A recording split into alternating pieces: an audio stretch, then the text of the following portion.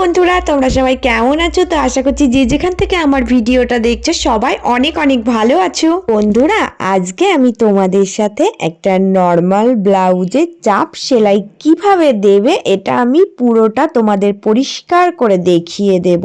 এটা কিন্তু তোমাদের অনেক কাজে আসবে, তোমরা এটা শিখে নাও। তো দেখো, এটা একটা সুতির নর্মাল ব্লাউজ। তো এই ব্লাউজটা কিন্তু সেলাই দেওয়ার একটা টেকনিক আছে, সেই টেকনিকটা আজকে আমি তোমাদের দেখিয়ে দেব। ফার্স্টেই দেখো, এই পিঠের কাটিংটা করে নিয়েছি। এবার এই পট্টিটা কিভাবে জুড়বে সেলাই দেবে পুরোটাই দেখাচ্ছি। দেখো, এরকম একটা পট্টি আগে এই পিঠের কাটিংটার উপরে আমি বসিয়ে নিলাম। নেওয়ার পরে এবার এটার উপরে সুন্দর করে একটা সেলাই দিয়ে এটাকে সেট আপ করে নেব। এবার দেখো, চারিদিকে কিন্তু আমি ছোট ছোট করে কাট লাগিয়ে দিচ্ছি। তো এরপরে দেখো কি করছি, এই কাটটা লাগানো হয়ে গেলে এইবার আমি কিন্তু এটা সুন্দর করে ভিতরের দিকে নিয়ে যাব, দিয়ে হাত দিয়ে আগে তৈরি করব, এটা সেটিং করে নেব। মানে সুন্দর করে হাত দিয়ে দেখো কিভাবে করে সেটটা করছি। এইভাবে করে কিন্তু পট্টিটা ভিতরের দিকে দিয়ে দিতে হবে, দিয়ে তারপরে সেট আপ করে নেব। তো এবার দেখো, এখান থেকে কিন্তু সুন্দর করে আগে একটা সরু করে সেলাই দিয়ে নেব। তো এর উপর দিয়েই সেলাইটাকে আমি সুন্দর করে দেব। তো এভাবে করে একটা সেলাই আগে দিয়ে নেব।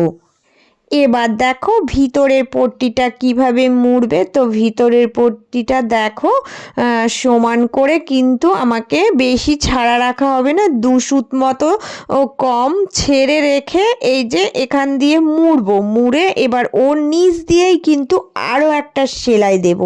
একদম সুন্দর করে কিন্তু মানে সরু করে সেলাইটা দেব, যাতে ওর ভিতরকার গ্যাপটা সামান্য একটু ওই 2 সুত মতো থাকে।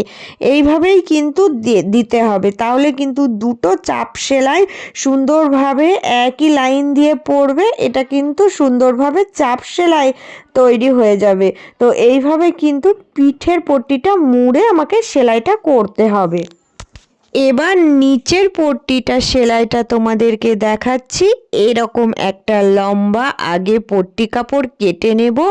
এর লম্বাটা যতটা লাগবে ততটাই নেবে। আর দেখো, চওড়াটা 1.5 ইঞ্চি নেবে। 1.5 ইঞ্চি নিলেই যথেষ্ট। তো এইরকম মাপ করে কিন্তু কাটবে। আর জোড়াটাও আমি দেখিয়ে দিচ্ছি। দেখো, এটা আমি এর ওপরে পট্টিটা আগে বসালাম, বসিয়ে এবার সোজা কিন্তু আমি একটা সেলাই দিয়ে সেট আপ করে নেব। এবার দেখো, আমি কিন্তু চাপ সেলাই দিচ্ছি এর ওপর দিয়ে আরও একটা। তো পট্টিটা এইভাবে করে সমান করে রেখে দিলাম, দিয়ে এর ওপর দিয়ে আমাকে একটা চাপ সেলাই আগে দিয়ে নিতে হবে। এবার দেখো এইভাবে মুড়বো। দেখো, ভিতরের দিকে পট্টিটা দিয়ে দিলাম, দিয়ে হাত দিয়ে কিন্তু সুন্দর করে চেপে চেপে দেখো পট্টিটা ভিতরের দিকে থাকবে। আর এই যে মেন কাপড়টা এইভাবে করে রাখবো, রেখে একদম সুন্দর করে আগে হাত দিয়ে চেপে চেপে সেট আপ করবো। তারপরে কোথায় সেলাইটা দিতে হবে আমি দেখিয়ে দিই। এবার এই পট্টিটা কিন্তু উপরের দিকে মুখটা মেরে রাখবো, মিনিমাম 1 ইঞ্চির একটু বেশি থেকে যাবে। এইবার এই মানে মুখটা দিয়ে আমাকে সোজা একটা চাপ সেলাই দিতে হবে। তো চাপ সেলাই দিয়ে আগে আমি এটা সেট আপ করবো এই পট্টিটা। এবার দেখো, পট্টিটা জোড়া হয়ে গেলে কি করব, আরও একটা সেলাই কিন্তু আমাকে এর নিচ দিয়ে দিতে হবে। 1 সুত মতো গ্যাপ রাখবো, রেখে এর নিচ দিয়ে আরও একটা সেলাই দেব। দিলেই কিন্তু এটা চাপ সেলাইয়ের ব্লাউজ রেডি। তো এইভাবে করে সেলাইটা দিয়ে দেখাচ্ছি কতটা সুন্দর ফিনিশিং আসে। তো প্রত্যেকটা নর্মাল ব্লাউজ যদি এইভাবে করে চাপ সেলাই দিয়ে তৈরি করো তাহলে কিন্তু ব্লাউজগুলো আরও সুন্দর লাগে দেখতে। আর আমি তোমাদেরকে হাতার যে সেলাইটা দেবে সেটা দেখিয়ে দিচ্ছি। হাতাটা যতটা মাপ থাকবে তার থেকে 1 ইঞ্চি বা 1.5 ইঞ্চি বাড়িয়ে কাটবে। কেটে দেখো এটা মুড়বে কিন্তু 1 ইঞ্চি ভিতরের দিকে, একবারেই হয়ে যাবে, হাতায় কোনো পট্টির দরকার নেই। তো 1 ইঞ্চি মুড়ে এখান দিয়ে আগে সুন্দর করে কিন্তু একটা সেলাই দিয়ে নেবে। তো এবার দেখো সেলাইটা দেওয়ার নিচ দিয়ে আরও একটা কিন্তু আমাকে সেলাই দিতে হবে, ঠিক 1 সুত ছেড়ে রাখবো। তো এইভাবে করে নিচ দিয়ে আরও একটা সুন্দর করে সেলাই দিলে কিন্তু হয়ে যাবে এটা চাপ সেলাইয়ের ব্লাউজ। অনেক সময় দেখবে ইন্টারলক মেশিন দিয়ে সেলাই করলে ঠিক এই রকম দুটো সেলাই পড়ে। তো এটাও কিন্তু একটা ডিজাইনের মতো হয়ে যায় আর দেখতেও খুব সুন্দর লাগে। তো আজকে আমি এটা তোমাদের সাথে শেয়ার করলাম। এবার গলার পট্টিটা জোড়াটাও একটু দেখিয়ে দিচ্ছি। দেখো এরকম বাঁকা একটা পট্টি নিয়ে নেবে, নিয়ে আগে নর্মাল কিন্তু সোজা দিকে এটা সেট আপ করে নেবে। দেখো ছোট ছোট করে এইভাবে কাট লাগাবে, লাগিয়ে এইবার পট্টিটা ভিতরের দিকে মুড়বে। মোড়ার পর হাত দিয়ে সুন্দর করে এইভাবে করে কিন্তু চেপে চেপে আগে সেট আপ করে নেবে। আগে সব সময় হাত দিয়ে সেট আপ করে নেবে, তারপরে সেলাই দেবে, তাহলে দেখবে ভীষণ সুন্দর হয়।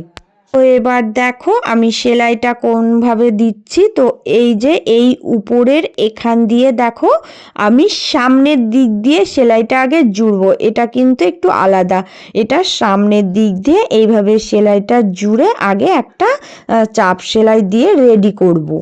এবার দেখো উল্টো দিকে আমি এই যে এই পট্টিটা আছে এই পট্টিটা কিন্তু মুড়ে দেব। মুড়ে দিয়ে দেখো 1/2 ইঞ্চি মতো গ্যাপ রেখে আমি আরও একটা সেলাই দিয়ে নিচ্ছি। তো এইভাবে করে যদি সরু করে আর একটা সেলাই দেওয়া হয়ে যায় তাহলে কিন্তু এটা দেখতে কতটা সুন্দর লাগবে তোমাদেরকে দেখিয়ে দিচ্ছি।